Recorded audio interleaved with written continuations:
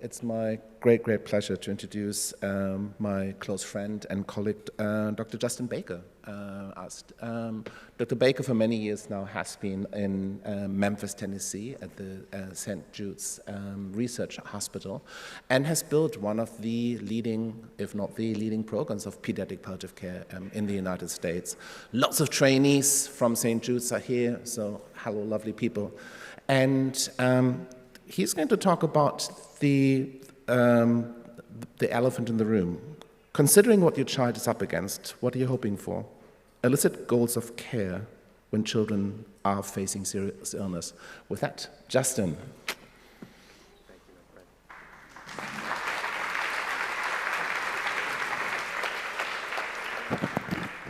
It is just great to be here, and I want to honor the event coordinators for being brave enough to put this on. I feel like we're at a time right now where we have to make very difficult decisions, and coming together, experiencing what we did last night made all the difference. It was so wonderful to be with each other, decide if we're going to use an elbow, maybe shake hands, or if I hugged you inappropriately, I'm sorry in advance. So in thinking about this and the topic, I looked through all the topics that we're going to be that we were speaking of through this conference, and I thought one of the words in this title that we also need to focus on is hope. We have to listen for how families are also communicating about hope. So this is going to be both about goals of care and about hope. So our team in Memphis is called the Quality of Life for All team. We are the Koala Kids team, the Koala team. And I'm so thankful that most people know this. In fact, Dr. Ana Lacerda this morning brought me handmade koala bears. I'm very easy to give gifts for, so that was wonderful. But you see, it's also my family. I have 2 kids here with me now. It's too warm. They didn't bring their ugly Christmas sweaters, but they're into the scene too, wearing their koalas. So when you think about palliative care, we know the word palliare means to cloak or to cover. You can think of this extra layer of support. And the word, though, that I want to settle in on a little bit is compassion. And in order to effectively elicit goals of care, in order to effectively support hope in these situations, we have to be compassionate. And compassion, it's such a beautiful word. It's made of 2 words, com, together, and pati, to suffer. In our work, we literally have the privilege of suffering with our patients and families. And it really is a remarkable thing, because what a privilege it is, even in the midst of conflict that we learned about this morning, what a privilege it is. Let us never lose sight of that. We were out touring yesterday, and we got to go to the Vatican Museum, and I came to realize also the Pope is tremendously supportive of this approach. And so this was one of my new favorite selfies that I got to take yesterday. So I want to introduce you to Jessica, and we're going to talk through her goals of care and through the hope that she had. And please spend some time with me listening to this.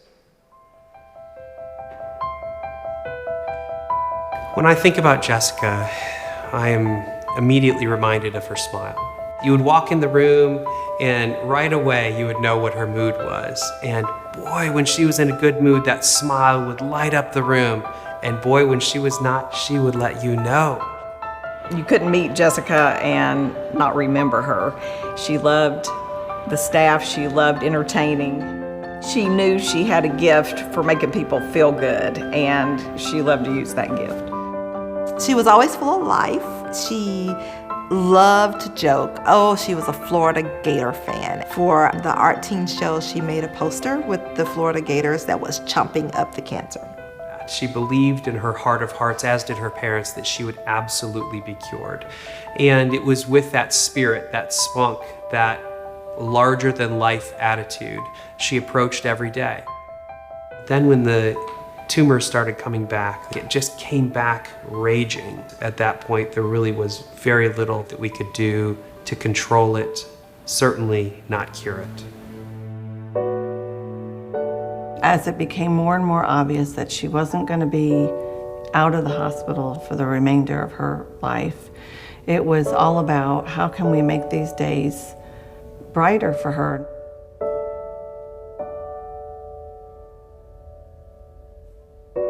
Jessica asked if she could have a puppy from the Make-A-Wish organization. Having a puppy in an inpatient setting is not a simple feat.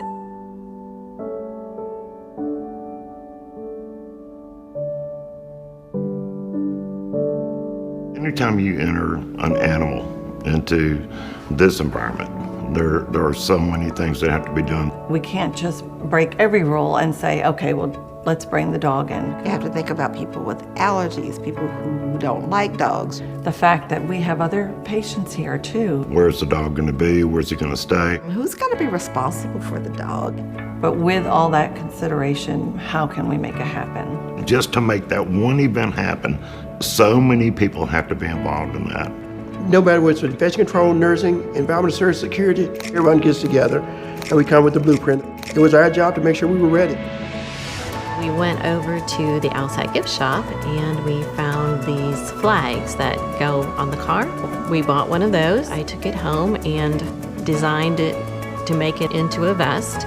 When he came in the door, his tail was wagging, his nose was up in the air, didn't show any signs of anxiety. Once we saw the personality of the dog, we knew that he was going to be a good fit. We knew that everything was going to be all right. Shadow came and had his vest and had his badge and came through so smoothly through security and made his elevator ride up to the floor and enter Jessica's room. They take Shadow over to the bed, and she was kind of groggy, and she wakes up and she says, "I love you." And she touched his head, and then he laid down. The initial meeting between the two of them was just like it was just supposed to have been that way. It was just amazing. She was so excited, and the room was so full of joy. She was going to be able to sleep that night with that one major dream fulfilled. It was sort of this triumphant moment of all of these things that we've done, which may seem minor, all came together in this one moment where you realize that everything was worth it to give her this incredible wish come true at the end of her life.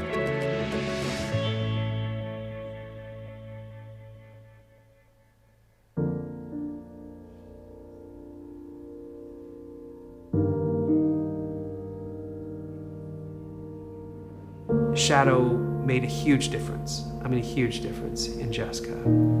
She suffered tremendously, and Shadow would crawl next to her and be a source of support. And so seeing the difference that Shadow made, you immediately knew that it was not only the right thing to do, it was the perfect thing to do. It's hard as a physician, as a scientist, to sometimes say that there are limits to what we can do with the tools that we have. Shadow was actually almost like part of the medical team. He was able to help us give her some of that comfort and achieve more than what our medicines could offer. Jessica knew that she was dying, and she wanted to leave her parents something that they could tangibly have of hers, and that was her wish. Shadow is playful. He loves to play hide and seek. He loves to chew on empty water bottles and make them squeak and run and slide, and it makes them laugh. There's a lot of Jessica's personality in Shadow.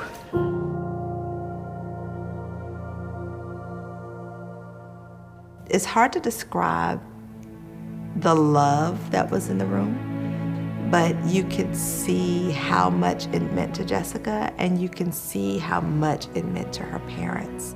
I really think that that's what this place is all about. That's what St. Jude is all about. It is certainly about finding cures and saving children, and that has to be what we're emphasizing. But at the same time, it has to be about making every day the best day it can possibly be for every child. In this case, the way to do that for Jessica was by helping Shadow come and be a part of her life. Being a part of her family for those last days of her life made all the difference. And I'm so grateful to have been a part of it.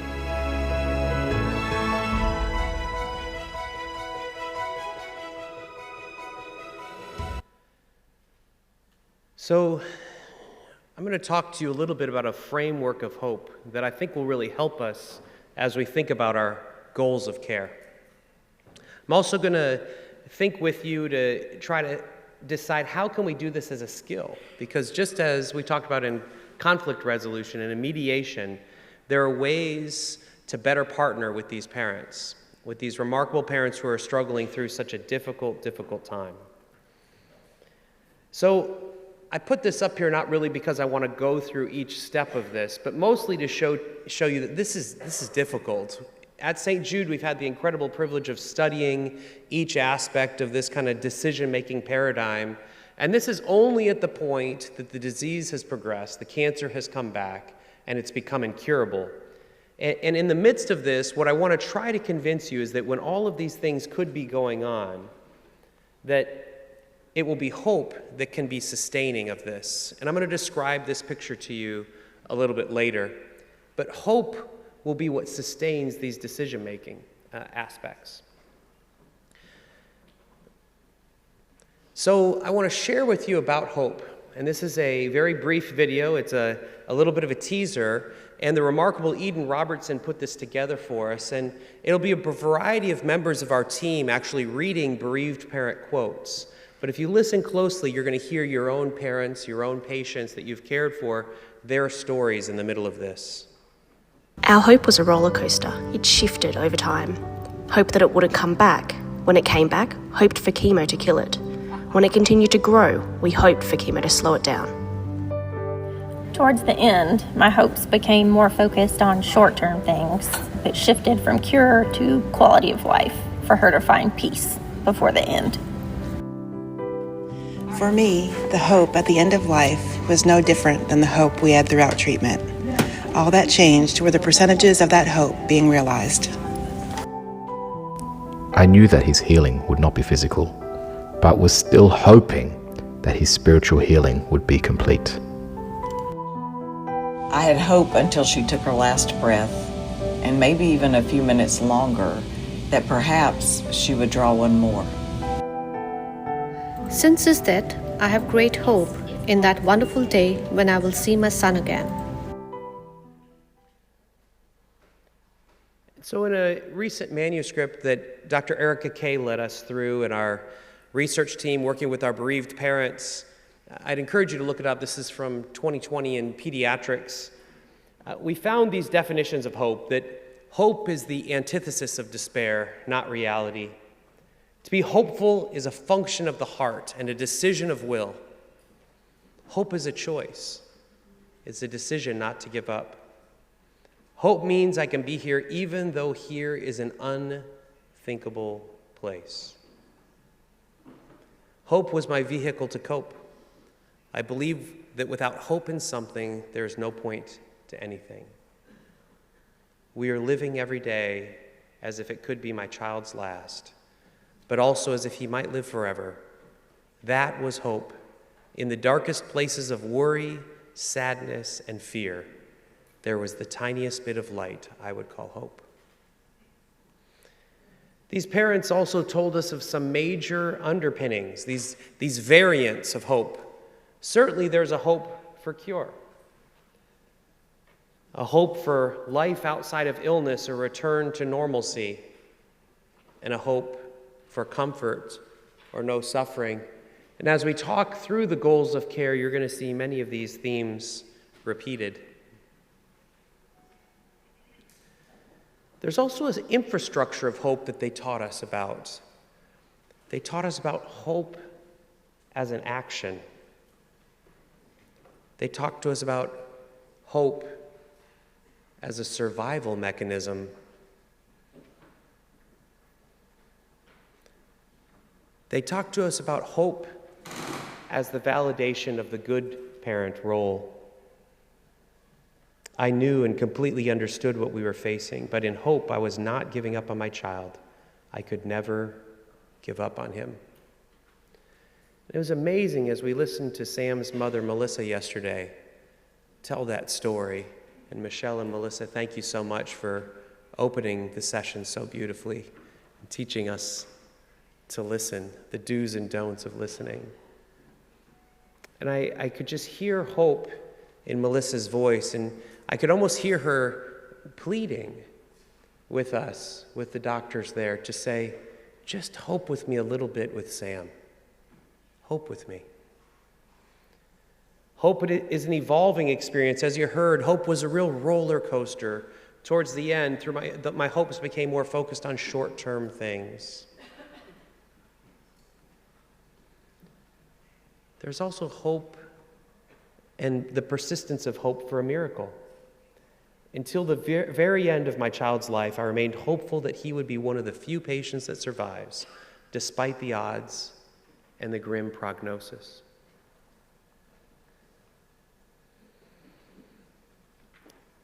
There's also the existence of hope at death and beyond. It was in the course of her suffering, in the middle of her limitations, that we hope for her to be freed from it all, from healing on earth to healing in heaven.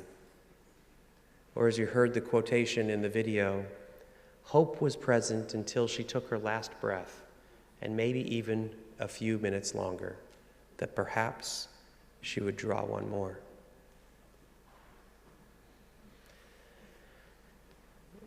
So we thought deeply about hope in the past, and there's a lot of literature in the past on this, and a lot of times it focuses on the rare circumstances where perhaps there's a situation of denial, or that perhaps there's ill-placed or false hope.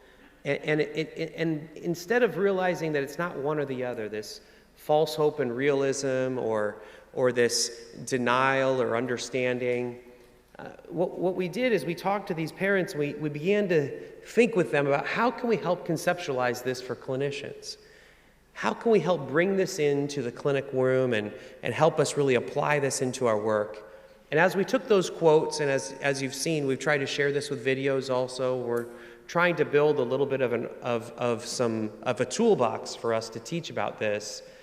Well, these parents decided to work with us on creating a piece of art. And this piece of art hangs in my office, and we have a big one of these in our clinician office. And if you look closely at this, it's a parent, and they're holding on with their left hand to their child, as you can see the petals of their child's life being blown into the wind, while at the same time watering the hopes that their child's future will be bright and flourish as the garden, as the flowers that are there. I think the most poignant quote that comes from this and really explains this art very well is, "Partner with us and witness the transformative love of hoping for the impossible and the improbable, while accepting the painful reality that our rare and beautiful child is gracefully exiting this world." It's a yes and. And look at the word that they chose, partner with us. This is what you talked about this morning. It's what Melissa spoke of yesterday. It's why we all went into the field, so that we could partner with people and stand with them and help them. But we must partner with us and witness the transformative love of hoping for the impossible and the improbable, while accepting the painful reality that our rare and beautiful child is gracefully exiting this world. So when we ask about hope and we ask about goals, it's actually very similar. In fact, as you'll see, the most common question we use to ask about goals is not, what are your goals? It is indeed, what are you hoping for? And what are you hoping for today? But the main thing we have to do is we have to be willing to listen. And I love this quotation about listening. And we've heard a lot about listening, and it's a wonderful theme for this conference. But to listen is to continually give up all expectations and give our attention completely and freshly to what is before us, not really knowing what we will hear or what that will mean. In the practice of our days, to listen is to lean in softly with a willingness to be changed by what we hear. And we can't do that unless we're fully present. We can't do that unless our hearts are open. And I'm going to try to walk us through some keys to being able to be more effective at this. And so this is the title. Considering what your child is up against, What are you hoping for? I think this is a really important way to talk about goals of care. It continues to weave in the words of hope, as we've discussed and described, that are so vitally important. Or what are you hoping for today? Never stop there. I love to do this. I love to lean in a little bit and say, oh, thank you for sharing that. What else are you hoping for? And the discussion very frequently goes 3 or 4 times. This is so helpful. What else are you hoping for? And this can be tremendously useful in working through goals of care, because then you also understand the language that the family is wanting to use. So I want to share with you quickly 5 keys to sustaining hope and eliciting goals of care. Number 1, establish an effective therapeutic alliance and use it to help families throughout the difficult illness trajectory.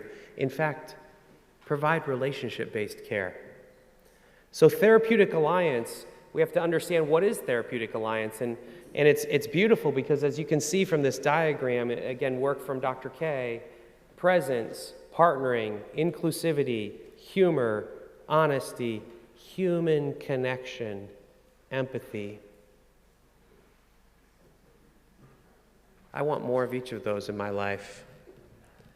I know that the more that I can exude these things, the better doctor, the better clinician I'll be.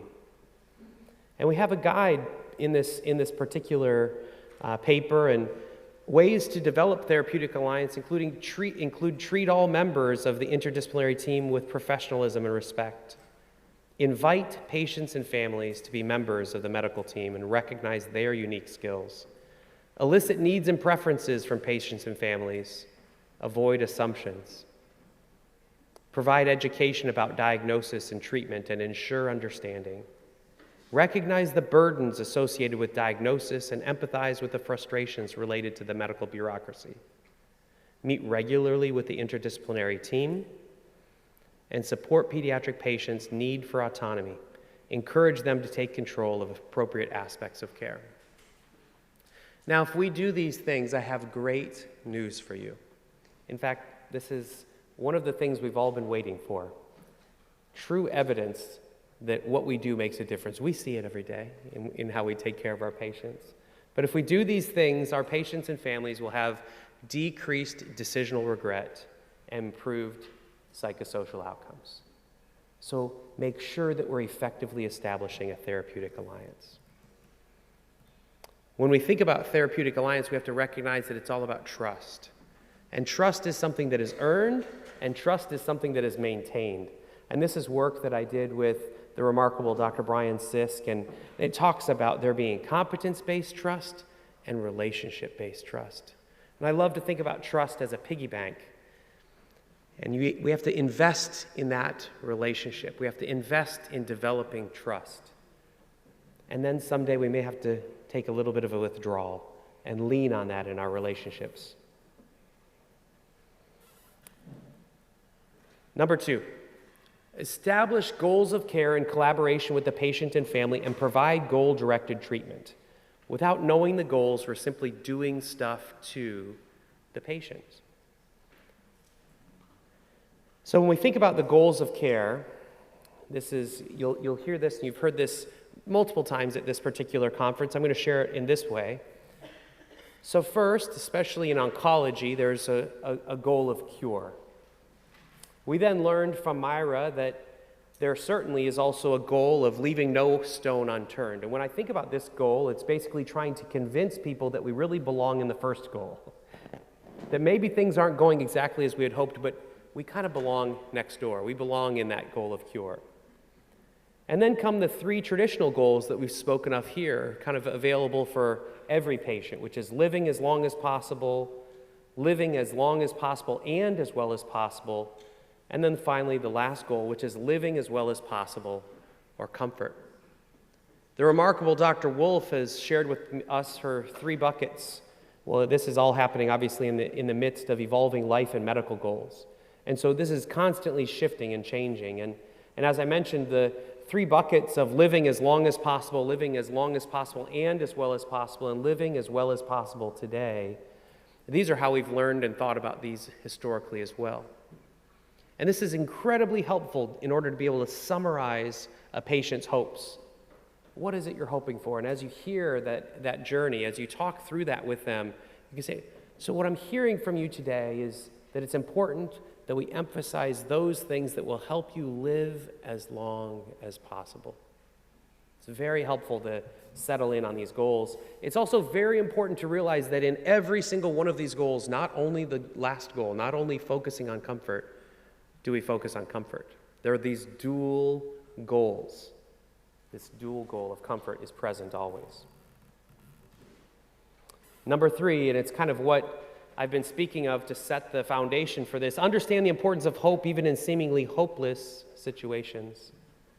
Emily Dickinson tells us what is correct. Proper hope is what gets us through the day. It's the thing with feathers. And so the remarkable thing is that it is hope that sustains every single one of these goals. It supports every one of these goals. It is foundational to every one of these goals.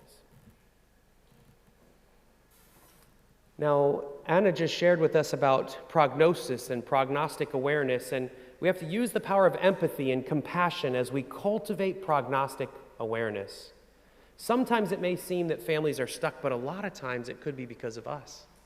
Maybe we've not done a very good job helping them and walking with them along the way. We should be using seed planting and what-if conversations, meaning even in the midst of things going quite well, we may want to be thinking about opportunities or situations in the future where they may not go quite as well. And I absolutely love this video by Brene Brown, because whenever we travel to these conferences, I have the incredible privilege of traveling quite a bit and speaking like this, and when we get to these conferences, we'll go take a coffee break and somebody will inevitably come up and literally just talk about an impossible case, because all of us are in the middle of really difficult situations. And what I always try to come back to, or in our situation at St. Jude, it may be that somebody comes up and says, oh my goodness, this is happening. And I use this phrase, I say, we just need to jump in the hole. And when we jump in the hole, you'll see here, it means, are we willing to crawl into this deep, dark place and simply connect as humans?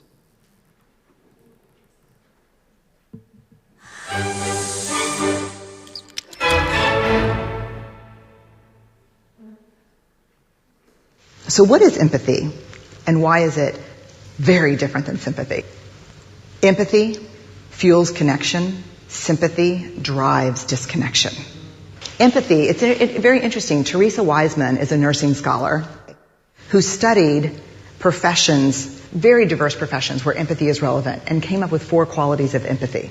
Perspective taking, the ability to take the perspective of another person or recognize their perspective as their truth. Staying out of judgment, not easy when you enjoy it as much as most of us do. Recognizing emotion in other people and then communicating that. Empathy is feeling with people. And to me, I always think of empathy as this kind of sacred space when someone's kind of in a deep hole and they shout out from the bottom and they say, I'm stuck, it's dark, I'm overwhelmed. And then we look and we say, hey, you climb down. I know what it's like down here, and you're not alone. Sympathy is, ooh, it's bad, no, you want a sandwich? Empathy is a choice, and it's a vulnerable choice, because in order to connect with you, I have to connect with something in myself that knows that feeling. Rarely, if ever, does an empathic response begin with at least. And we do it all the time. Because you know what? Someone just shared something with us that's incredibly painful, and we're trying to silver lining it. I don't think that's a verb, but I'm using it as one. We're trying to put the silver lining around it. So, I had a miscarriage. Oh, at least you know you can get pregnant. I think my marriage is falling apart. At least you have a marriage. John's getting kicked out of school. At least Sarah is an A student. But one of the things we do sometimes in the face of very difficult conversations is we try to make things better. If I share something with you that's very difficult, I'd rather you say, I don't even know what to say right now, I'm just so glad you told me. Because the truth is, rarely can a response make something better. What makes something better is connection. What makes something better is connection. Please remember that. What makes something better is connection. And as we've learned, listening helps us connect. Finally, number 5, as we're thinking about goals of care and we're thinking about how hope sustains those goals of care, we need to help our kiddos and their families think about their last wishes. I want to share with you 3 stories. And in these 3 stories, I think you'll see how important this is. The first patient was a teenager, and Amber had a terrible rhabdomyosarcoma in the back of her throat, just a big, terrible thing. And she was approaching the end of her life. And we asked her that question, what is it you're hoping for? She recognized she was dying, and she said, I hope for nothing more than to see my little sister born. And so we would not have usually placed a tracheostomy, but we decided to place a trach, not knowing if she would make it to the point where she'd be able to hold her sister, but here she is in the delivery room. And more importantly, here she is, so peacefully holding her sister and her home setting, being supported by our home-based care team. Or our patient in the middle, he was approaching the end of his life, and he said, I want to have a birthday, a big party. I want to throw a party for everybody. So that is a cake. That's a minion cake. I'm very impressed with what bakers can do now. And that cake even tasted delicious. Or last, one of our really remarkable patients who knew she was going to be dying, and prior to her death, she said, I would like to record songs for every one of my loved ones. And I wonder if somebody in the back could click on the sound there and share with us the song that she gave to her mother. Are you able to do that? Can you click on the sound? If you go back to that other slide, you actually have to hover over it. That's perfect.